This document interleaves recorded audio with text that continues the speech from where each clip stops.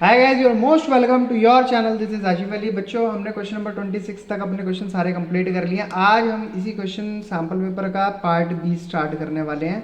फिर से हमारे एक एक नंबर की क्वेश्चन की शुरुआत होगी। ऑलमोस्ट सारे क्वेश्चन, ज़्यादातर क्वेश्चन मैं एक ही वीडियो में कराने की कोशिश करूँगा, क्योंकि एक एक मार्क्स के क्वेश्चन है, ज़्यादा टेंशन होगी नहीं। फटाफट पढ़ते हैं और जल्दी जल्दी आंसर देते हैं। तो सबसे पहला क्वेश्चन मेरे सामने आया पार्ट बी का, जो कि हमारी एनालिसिस ऑफ फाइनेंशियल स्टेटमेंट का क्वेश्चन है। इसमें बोला which of the following is not a tool of financial analyse. तो इसमें से ना 4 ऑप्शन दे रखे हैं, इनमें बताना कौन सा हमारा फाइनेंशियल एनालाइज का टूल नहीं होता। तो यहाँ पर कंपैरेटिव इनकम स्टेटमेंट ये होता है, कंपैरेटिव पोजीशन स्टेटमेंट ये भी होता है, statement of P and L, हाँ ये हमारा कोई इसका फाइनेंशियल एनालिसिस का टूल नहीं होता, क्योंकि ये तो सिर्फ हमें प्रॉफिट के बारे में बताता है ना। एग्जैक्ट हमें अमाउंट दे देता है कि इतने रुपए का प्रॉफिट हुआ है, लेकिन कितना आउटफ्लो हुआ, कैश का कितना इनफ्लो हुआ, वो सारी इन्फॉर्मेशन ये नहीं देता। तो इसीलिए statement of P and L हमारा फाइनेंशियल एनालिसिस का कोई टूल नहीं है। तो क्वेश्चन नंबर 27 का जो हमारा ऑप्शन होगा वो होगा सी।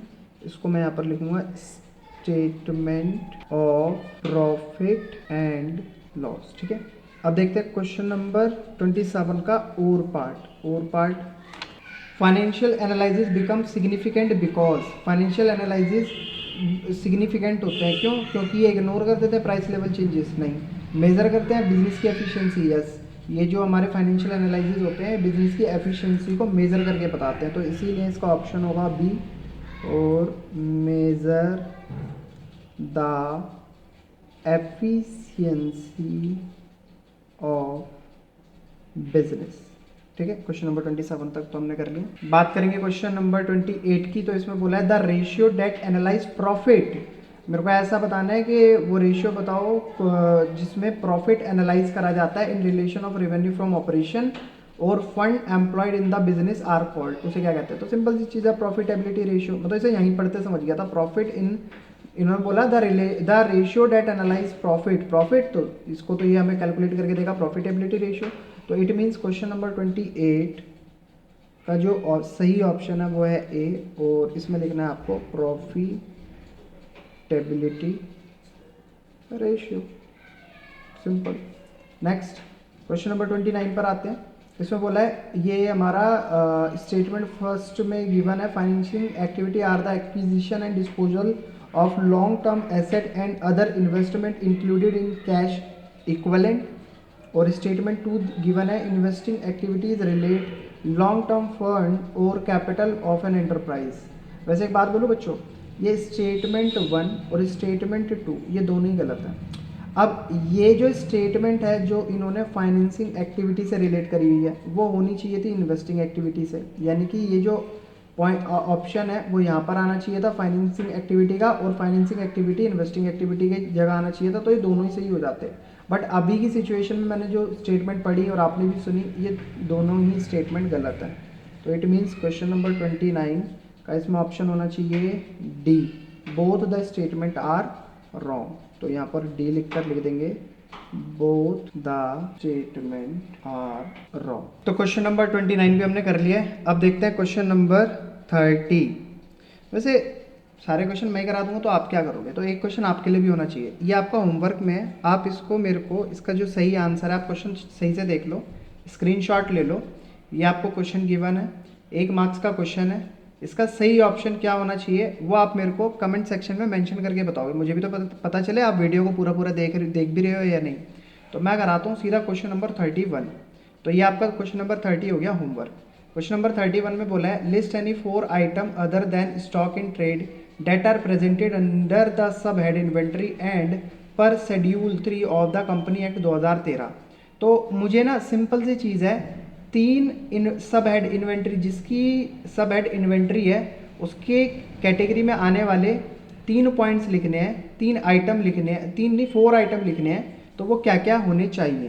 तो क्वेश्चन नंबर 31, अब इसमें मेरे को 4 आइटम लिखने हैं। तो पहला आइटम तो मेरे को याद आ रहा है, जैसे कि हमारे लूज टूल्स होते हैं, लूज टूल्स हो गए। सेकेंड आइटम होता है हमारा work in progress. Third item होता है हमारा स्टोर एंड स्पेयर। और फोर्थ आइटम होता है हमारे फिनिश्ड गुड्स। तो ये हो गई सिंपल सी, 4 आइटम मांगे थे हमने, चारों लिख दिए। तो क्वेश्चन नंबर 31 तक भी मैंने कंप्लीट कर लिया। 30 क्वेश्चन आपका मैंने होमवर्क में बता ही दिया, आप इसका स्क्रीनशॉट ले सकते हो। 29 मैंने करा दिया। अब देखते हैं question number 32। Oh my God, 3 marks का क्वेश्चन है, इजी क्वेश्चन है, बड़ा मज़ा आने वाला है इसको करने में। कैलकुलेट करना प्रोप्राइटरी रेशियो। तो सबसे पहले हम प्रोप्राइटरी रेशियो का फॉर्मूला लिख लेते हैं। Question number 32। तो क्या, मैंने जैसे ही क्वेश्चन पढ़ा तो मेरे सामने आया प्रोप्राइटरी रेशियो कैलकुलेट करना, तो इसका फॉर्मूला होगा प्रोप्राइटर फंड अपॉन में टोटल एसेट। ठीक है, तो प्रोप्राइटर फंड और टोटल एसेट। तो सबसे पहले हम यहाँ पर कैलकुलेट करेंगे टोटल एसेट क्या है। तो टोटल एसेट जो होती है हम कैसे कैलकुलेट कर सकते हैं। टोटल एसेट इन्होंने सवाल में बताइए, टोटल एसेट टू डेप्ट रेशियो इज 2:1 और 2:1। हाँ ठीक है, डेप्ट रेशियो, टोटल एसेट टू डेप्ट रेशियो 2:1। डेप्ट दे रखा है मेरे को इन्होंने 5 लाख। डेप्ट कितना दे रखा है, 5 lakh. Equity share capital is 0.5 time डेप्ट। ठीक है, preference share capital is 25% of equity share capital, ये भी ठीक है। Net profit before tax 10 lakh and rate of tax 40%। ठीक है, तो इन्होंने टोटल एसेट टू डेप्ट रेशियो मेरे को बता रहा है 2:1। तो सिंपल सी चीज़ है, मेरे को टोटल एसेट अगर कैलकुलेट करनी है तो उसका फॉर्मूला मैं डेप्ट की मल्टीप्लाई कर दूंगा 2 से। और डेप्ट मेरे को सवाल में मैंने देख ही लिया है, 5 लाख दे रखा है, तो 5 लाख इंटू 2, तो टोटल एसेट मेरी निकल कर आ रही है यहाँ पर 10 लाख रुपए। क्लियर है पॉइंट बच्चों यहाँ तक। तो टोटल एसेट मैंने कैलकुलेट कर ली। अब निकालेंगे प्रोप्राइटर फंड।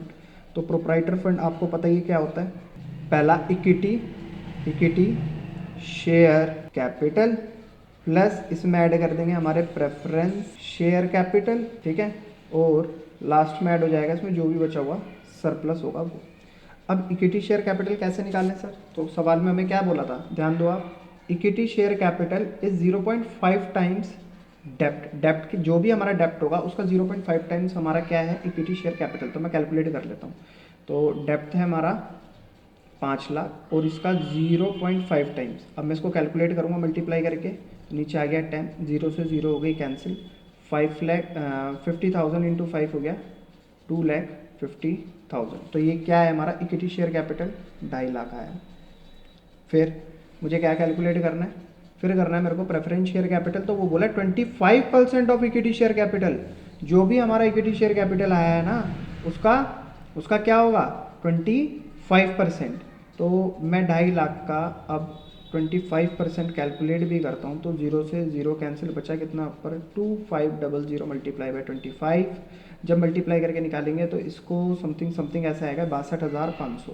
ठीक है, 62,500 मेरा आ गया प्रेफरेंस शेयर कैपिटल। और सरप्लस कैसे निकालते हैं, तो जो भी मेरी टोटल एसेट है मैं उस टोटल एसेट में से क्या करूं। अब देखो सवाल देखते हैं, इन्होंने कहा net profit before tax is 10 lakh and rate of tax is 40%। तो अगर मेरे को सरप्लस निकालना है तो ये रेट ऑफ टैक्स इसमें से मैं माइनस करके पता लगा सकता हूँ, जो भी मेरा नेट प्रॉफिट बिफोर टैक्स है कि मेरा टोटल सरप्लस कितना बच रहा है। तो 10 लाख में से माइनस कर देंगे क्या, जो भी रेट ऑफ टैक्स मेरे को गिवन है, कितना गिवन है 40%। अब ये 40% लगेगा किस पे, लगेगा तो इसी पर। ठीक है, तो 10 लाख का 40% आएगा कितना, लगभग 4 लाख। हाँ ठीक है, 4 लाख। तो माइनस करेंगे इसको, बचेगा कितना 6 लाख। 6 लाख दिखा देंगे हम सरप्लस में। तो इन सबको ऐड करेंगे, 6 लाख 2 लाख 8 लाख 8,50,000 प्लस 62,500 9,12,500। ये आ गया मेरा क्या, प्रोप्राइटरी फंड। अब इसको करते हैं फॉर्मूले में पुट। प्रोप्राइटरी फंड जहाँ दे रखा है वहाँ लिख देंगे 9,12,500 और टोटल एसेट जो दे रखी है उसको लिख देंगे। टोटल एसेट कितनी है मेरे पास 10 लाख। तो अब नीचे आ गया 10 लाख। अब करेंगे इसको सॉल्व, 0 से 2 0 कैंसिल। अब नीचे है 1 2 3 4 5 डिजिट और 1 2 3 4 4 ऊपर है। तो जब मैं रेशियो कैलकुलेट करूँगा तो इसका रेशियो आएगा 0.912 रेशियो 1। तो ये तो था मेरा क्वेश्चन। आई होप आपको बहुत अच्छे से समझ आया होगा। प्लीज़ अगर वाकई आपको क्वेश्चन मेरे 27 से 32 तक समझ आए हैं तो प्लीज़ वीडियो को लाइक कमेंट शेयर ज़रूर करना। फिर मिलेंगे आपसे अगली वीडियो में क्वेश्चन नंबर 33 के साथ। तब तक के लिए धन्यवाद।